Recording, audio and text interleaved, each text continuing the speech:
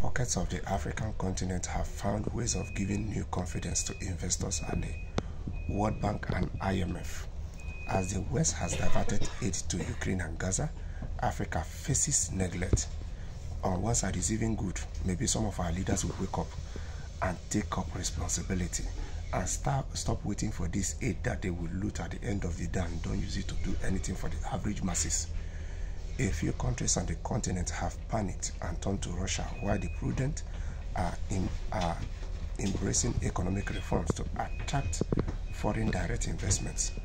Among the latter, financial markets are most familiar with South Africa, Kenya, and Nigeria.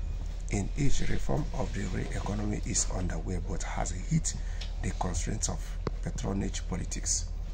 The people don't trust their governments with the higher taxes, without which the state remains dependent upon rising indebtedness. Meanwhile, unnoticed by the markets, Ethiopia and Zambians are embracing sustainable reforms, in each case big enough to warrant investor interest. For 30 years, Ethiopia was ruled by a Tigray minority, the economy being self-sufficient to the point of paranoia in 2011. Then Prime Minister Meles Zenawi cautiously opened the economy to China. A cluster of light industry around Addis Ababa airport has mushroomed as Chinese companies take advantage of low wages and privileged access to Western markets. When the Tigray minority was replaced by a broad coalition of the two major ethnic groups led by Abiy Ahmed, deeper economic reforms were embraced. Moving to a market-based exchange rate is the latest crucial phase.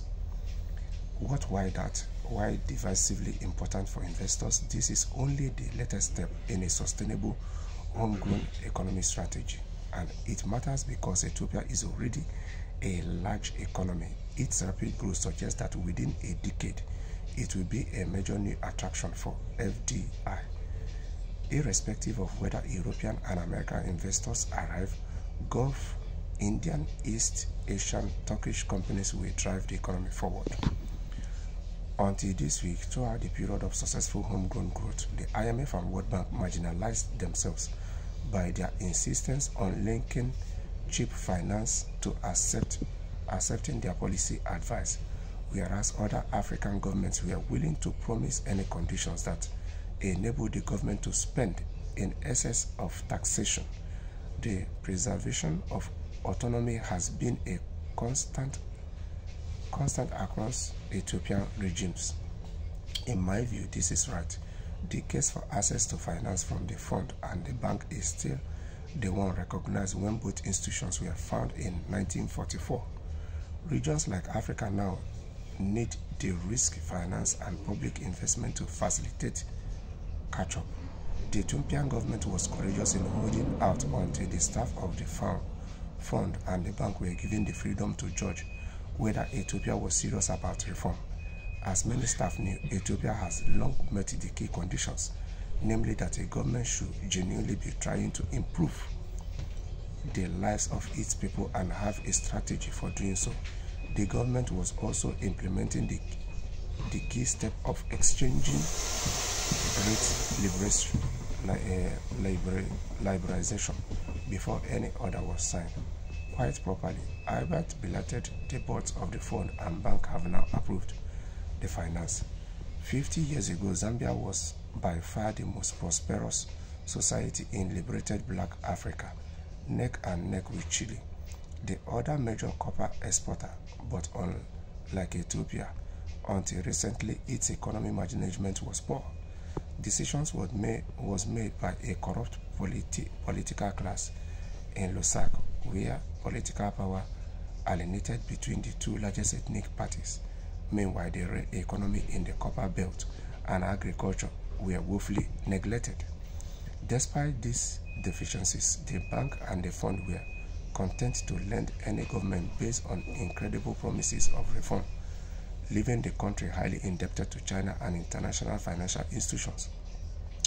In 2021, Hakainde, a technocrat from a minor tribe, swept to power on a tidal wave of youth votes and a commitment to devolve decision making to localities. Shamefully, the IFIS and China spent the next 3 years wrangling as to whose debts should have priority. Both had lent irresponsibly and deserved deeper haircuts. So, it is high time that both Ethiopia, Zambia, and other African countries should start putting their house in order. It is very bad when you borrow money, you don't pay your money. So that is why in the future, it is very good that we have leaders who go read through properly, carry out their investigations, and make sure they have the plan in sight to pay back these debts. Because at the end of the day, some of these heartless leaders are just mortgaging the future of the unborn generations of Africans just to enrich themselves. Yes.